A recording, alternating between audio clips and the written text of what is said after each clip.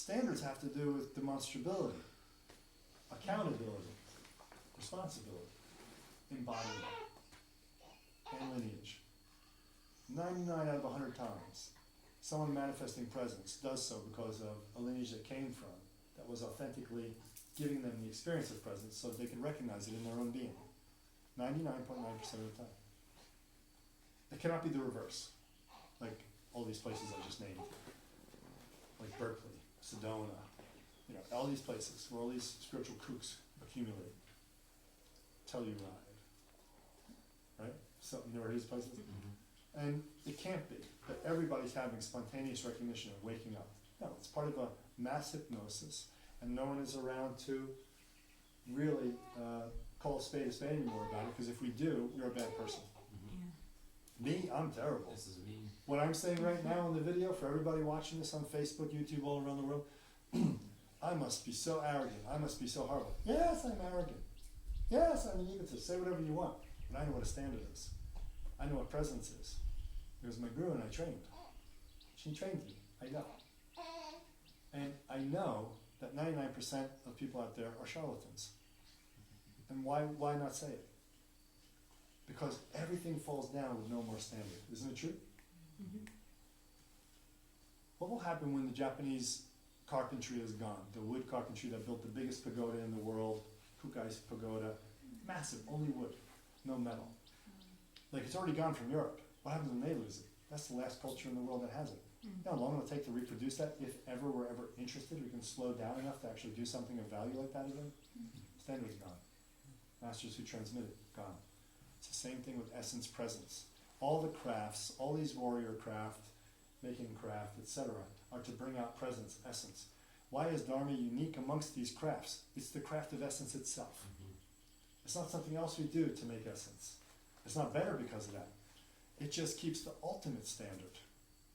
Now when this becomes something where you don't have lineage, you don't recognize your own true nature, you don't know what presence, essence is, and you start teaching about it, writing books about it, doing workshops on it, making money on it, one book after another, same topic, power of this, power of that, you gotta go, whoa, whoa, whoa, something's wrong here. And it goes into psychology too.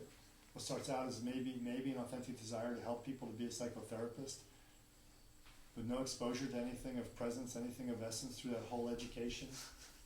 Are you any closer to any type of reality in your own experience? That's why I say they're kooks.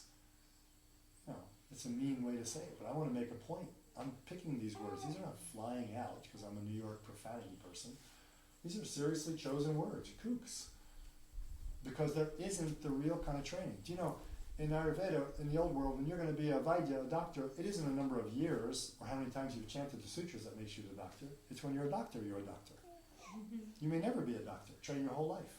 You're not a warrior because you did 2 years with the Korean Taekwondo teacher paying $150 for every promotion every month, and now you got your black belt in America, which is like the biggest scam going.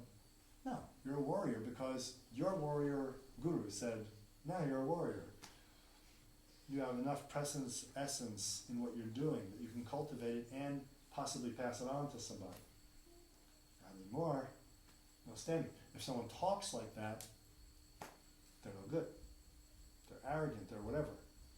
This is not arrogance speaking. This is a deep pain in my heart to see these things leaving the planet, exiting like crazy as the old masters died who hold standards. What will we have for humanity in the future when workshop leaders tell us what presence and essence is? Instead of real gurus, real lamas, real yogis, realized yogins. Where are the realized yogins? Those are the ones who always hold the tradition. Realized yogins in our tradition always came down from the mountains, went into the temples and told people, this is what this puja is about, you dingbat. Right? Here's the essence teaching. Bam, bam, bam, transmission. You follow? Talk to the philosophers. Come here, pull them by the beards. Throw away your book, listen to me. Practice like this, do like this. Then they go back to the mountains. There's no place for them anymore. If they came down today, nobody would want them. Mm-hmm. Nobody would want them. Who could recognize them? Who could recognize they have value? If you can't sell it. Who wants to do 20 years of apprenticeship, 25 years of apprenticeship? Why Why is Hartefel one of the greatest astrologer teachers ever? And he was teacher Because he for a studied long with a time. guru, and it involved transmission. And he went through the classics. And he went a long time before he got his own intuitive insights that he added to that knowledge. And he can do that because he is a master. A Dharma master can do that if they are a master. What makes a master? Realization of your own essence to some degree through the craft that you do. Standard. We need the standard. We've got to bring it back.